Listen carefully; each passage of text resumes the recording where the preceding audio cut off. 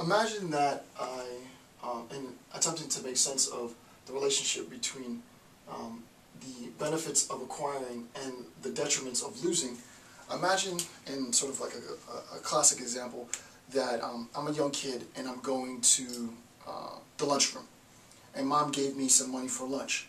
The bully sees that I have money for lunch, and the bully approaches me, and the bully wants to take my money.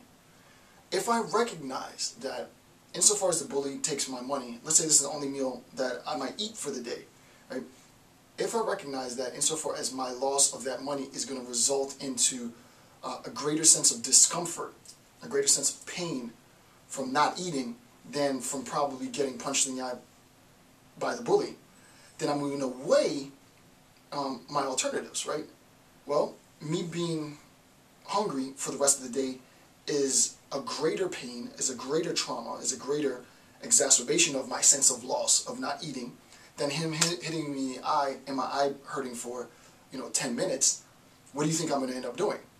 I'm going to end up giving all I have in that fight, right? I'm going to give everything that I have in that fight because I'm willing to maintain my dollar, so that my risk seeking with respect to losses is going to motivate, right? The fact that I'm going to be risk-seeking with respect to losses is going to motivate me to defend my money, right?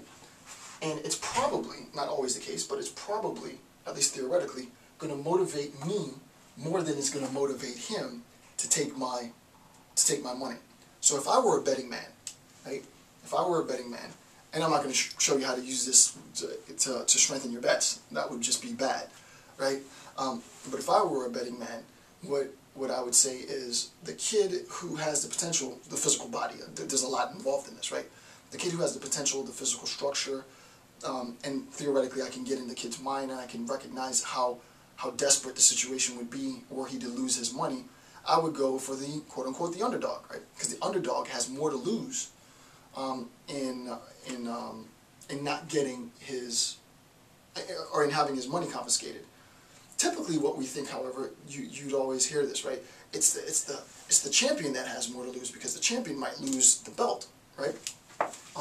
In making assessments, we have to figure out really what the losses are, right? So, on a very, very general level, with respect to, because we're going to complicate this quite a bit, with respect to an analysis of international war, obviously when we're talking about territorial acquisition, nation states are going to defend their territories with greater weight, more emphasis, more weight is going to be placed on defending their land than on acquiring new land.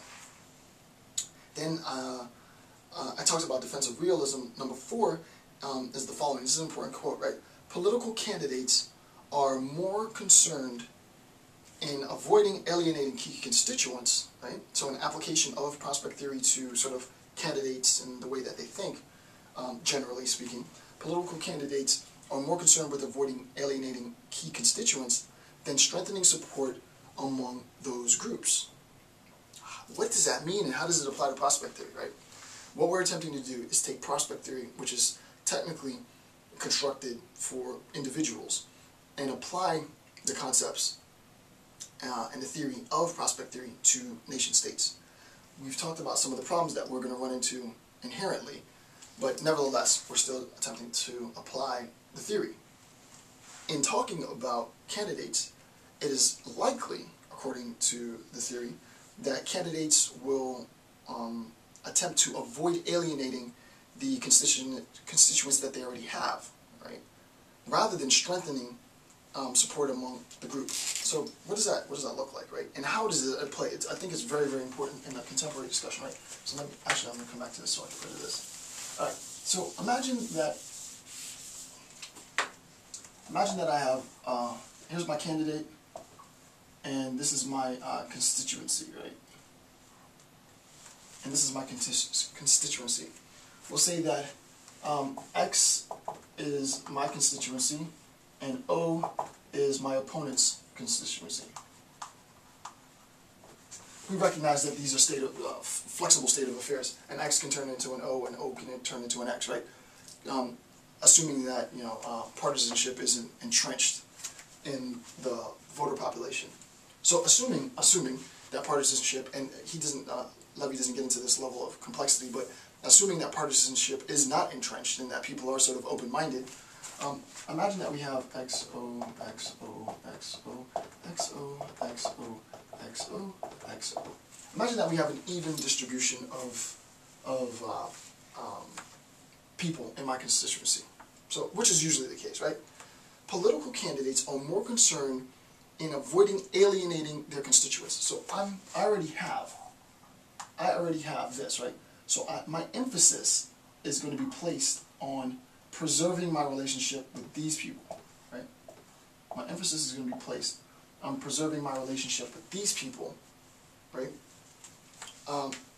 In attempting to avoid alienating those people, right? So imagine, for example, I'm a very, very left liberal. What I'm going to do is attempt to make sure that I avoid alienating that group, or very, very right conservative, doesn't matter. I'm going to try everything in my power to avoid alienating those groups, then strengthening support among the group, among others, right?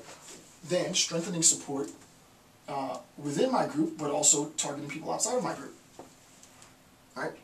In a contemporary account of politics, this is exactly the problem that conservatives are allegedly facing now, right? In the past few elections, the question is, well, why has it been the case that there has been this growing problem, or perceived problem? I think it's changed quite a bit since the last elections. But why has there been this problem with sort of stabilizing the conservative base? Why is the conservative base, why did and have so many of them voted liberally, right? There's a lot of theory that goes into that. There's a lot of different discussions. One discussion being prospect theory is that what ends up happening is they spent too much time appealing to the population that already believed them and supported them. It's like, this is called preaching to the crowd, right? I've spent too much time attempting to satisfy the demands of a group that already support me, right? Because what I want to do is I want to preserve that. I am